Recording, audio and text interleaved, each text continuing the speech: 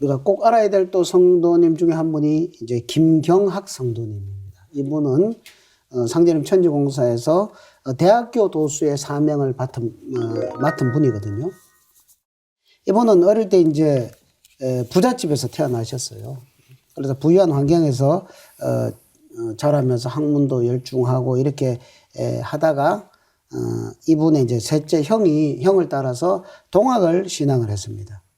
그래서 동학 혁명에도 이렇게 종군도 했고요.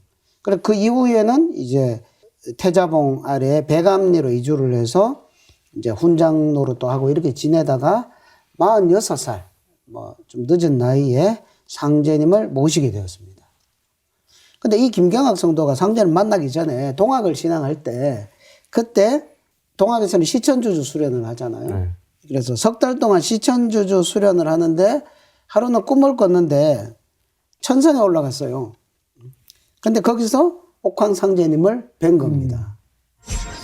그래서 그러니까 수행을 석 달이니까 한 100일 수행을 했겠죠. 100일 수행을 하는데 천상에 올라가서 그 도의 주제자이신 상제님을 뵈니까 아주 뭐 충격의 잔상들이 남아 있겠죠. 근데 이제 나중에 이제 세월이 지나 상제님을 만났어요. 상제님께서 이러셔가지고 네 평생에 제일 좋은 꿈을 꾼 것을 기억하느냐. 그러니까 김경학 성도가 꿈꾼 것을 상제님이 알고 계신 거예요. 소년 내내 꿈꾼 거를. 그러니까 김경학이 이제 잊어버리고 있다가 예전에 천상에 올라간 상제님을 뵀습니다. 그런데 말을 하다 보니까 선생님의 형모가 그때 뵌 상제님의 형모인 거구나 이거를 알게 됐습니다. 이러는 거예요. 그러니까 상제님께서 여러 성도들이 있는 자리에서 내가 바로 옥황상제니라. 내가 바로 그때 네가 천상에 너의 영이 천상에 올라가서 본 그 옥황상제가 바로 나다. 이걸 얘기해줍니다. 그러니까 김경학 성도를 그냥 김경학 성도 우연히 상제님을 도문에 들어온 게 아니고 그 전에 이미 상제님과의 구면이었죠. 구면인 상태에서 김경학이라는 한 구도자를 그다음에 상제님께서 선택하셔가지고 김경학 성도를 이렇게 찾아가서 이렇게 천지공사에 쓰시기 위해서 찾아갔다고 볼 수가 있습니다. 그래서 동학 역사에서 상제님을 직접 뵙고 이렇게 계시를 받은 인물은 최소원 대신상. 그렇죠? 그 이래로 김경학 성도가 처음이죠. 그러니까 그때는 김경학 성도 어떻게 됐어요? 와, 이분이 바로 하나님이시구나. 이렇게 된 거죠. 그런 믿음의 각성 속에서 돼야 천지공사에 수종을 들 수 있는 그런 도격이 되는 것 같습니다. 네, 상제님을 직접 뵙고 체험하는 것이 얼마나 중요한지 다시 한번 확인할 수 있는데요. 그럼 김경학 성도가 맡은 사명은 무엇인가요? 그렇게 해서 이제 김경학 성도가 도문에 들어왔죠. 그래서 이제 도수 사명을 맡았죠. 상제님께서 이제 그래서 김경학 성도의 집으로 가십니다. 거기서 이제 천지공사를 보시는 거죠. 거기서 이제 천지 대신문을 여셔서 천지 대신명을 다 모아가지고 경학의 학자가 배울 학자니 경학의 집에 대학교를 정하노라. 서울 경자의 배울 학자. 지금으로 말하면 서울대학교죠. 그죠? 우리는. 그러니까 이게 이 천지에 우주의 서울대학교. 최고의 대학교를 김경학의 집에다가 정한다. 이렇게 공사를 정하십니다. 그래서 학교는 장차 이 학교가 크리라 하시면서 이제 후천 5만 년 문명을 여는 그 상제님의 대학교 도수 사명을 이렇게 내려주시게 됩니다. 지금 지구촌의 대학 문명은 뭐 후천 문명을 여는 뭐 다 밑거름은 되죠. 그러나 이 개벽 천지 대개벽을 계기로 해서 상제님의 그 후천 통일 문명이 열리는 것은 바로 후천대학교, 하느님의 대학교, 상제님의 대학교 여기에서 이렇게 되게 되죠. 그래서 지금까지 어떤 선천 문명의 대학교는 뭐 물질을 잘 탐구하고 뭐 이런 거를 뭐 과학을 하고 뭐 이런 거지만은 이 상제님 대학교의 그 근본 사명은 그거하고 다르죠. 천지의 조화 성령을 받아가지고 하느님의 천명과 신교를 받드는 거. 이게 선천대학과 후천대학의 완전한 이 차이점입니다.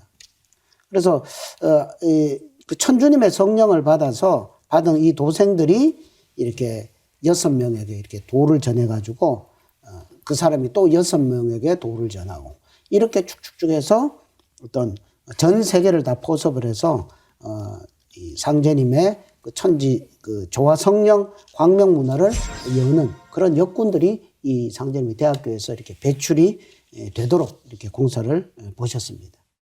말씀을 듣다 보니까 동학을 여신 최수은 대신사도 상제님을 친견하겠지만 그 상제님으로 받은 시천주주를 가지고 상제님을 직접 만난 분은 김경학 성도님이 유일한 거잖아요. 그러니까 맡은 사명이 이제 대학교 사명이고 그렇게 해서 시작된 상제님의 그 대학교 노수라는 것이 1984년이죠. 서기 1984년 도기 114년에 후천 문명을 개벽하는 인재 양성의 산실 증산도 대학교로 역사에 비로소 이렇게 출범이 됩니다. 그래서 그 대학교의 우리 총장님격인 태상 종도사님께서 그 상제님 대학교의 교지를 뭐라고 하셨냐면 이도경세 상제님의 도로서 세상을 밭갈고 의의보본 의로운 마음으로 근본에 보답하라.